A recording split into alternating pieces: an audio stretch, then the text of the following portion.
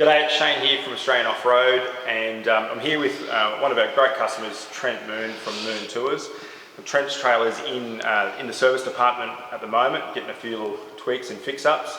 And I thought it was a great opportunity to catch up with Trent, have a bit of a chat about his trailer. One of the things that both Trent and Steph should say, that when they come in, they were a very early adopter of the new Sierra ZR. So they actually bought the very first production model. So Trent, yeah, you looked at it as the concept trailer we originally had and went, hey, this could be the trailer for me and the tour business. Yeah, I think for us the first thing was that when I saw it, you could see the off-road ability of it is going to be exactly what we needed. We need a go anywhere trailer. And the second thing that caught our attention was the payload of this thing and the storage. Yeah, I think that's what you were saying especially with the tour company, you're carrying gear for you, customers, a million spares, all the rest of it. Having such a big storage capacity is really what's going to sort of sets this apart from a lot of other camper trailers and such. Definitely, mate. You know, there's nothing else really like this with this much storage and this much off-road ability. So that's why we initially sort of got involved with it. Now, I think you said from your recent review that you did on your YouTube channel, which I think was a fantastic review, you said all the good bits, all the bad bits, the stuff that you didn't like as well, but it's what, 40, 50,000 Ks you're up to now? Well, in 11 months, so we picked it up last September, so I suppose 12 months, but I bought it in here in end of August, so 11 months. We've done 60,000 Ks, and it's been across the Simpson 5 times. It's been up the Gulf twice. It's been up to Arnhem Land, Kakadu, the Kimberleys. We took it across the Beadell Roads, so Connie Sue, Gary High Gun Barrel and all that stuff. And it's done 2 big trips to Cape York.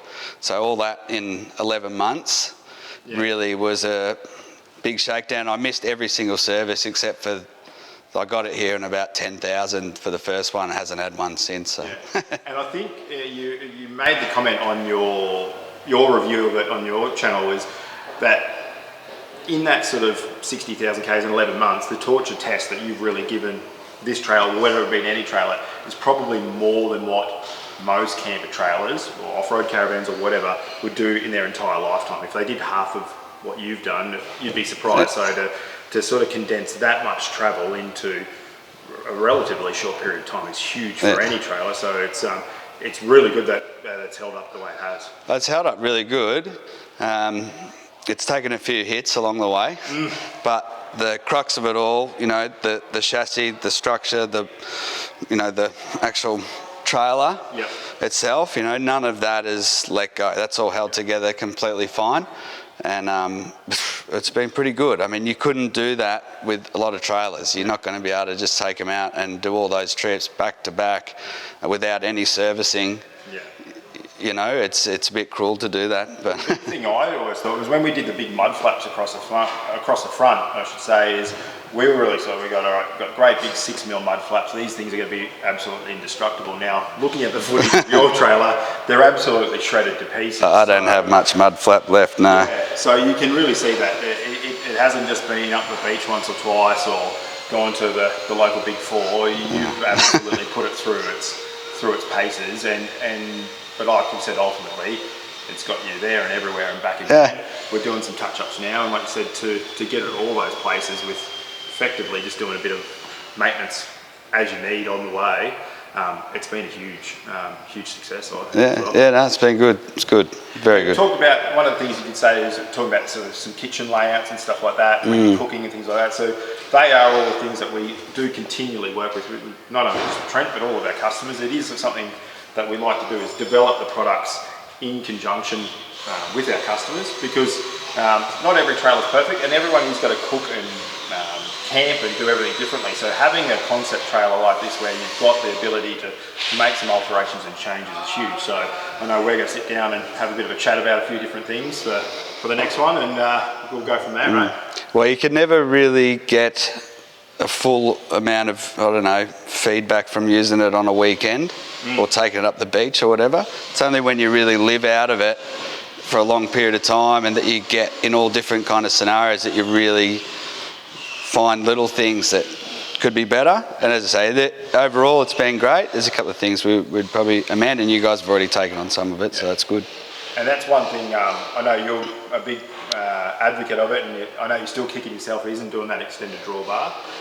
So one thing that is coming up in future, especially the 2022 models, is they will have an extended drawbar for that extra bit of length. Yeah. And certainly anything leading up to the 22, that before they are built, the customers can sort of option to have that extended drawbar, especially with things like the cruisers with the 79s and stuff like that. With so much overhang on the tray, having that extra sort of 200 odd mil is going to make a huge difference in those sort of tight off-road tracks. Yeah, it wasn't a showstopper.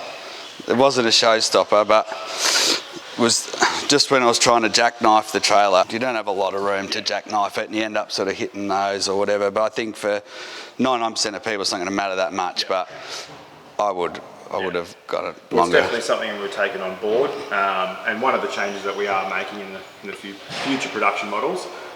The main thing is what we want to say is thank you for getting on board so early. Thank you for giving the torture test that you and Steph have put it through over the last, like you said, 11 months, and mate, we'll get some of those tweaks done up for you, and you're back on the road again. Cheers. It's been good. Thank you. Awesome. Thanks, mate.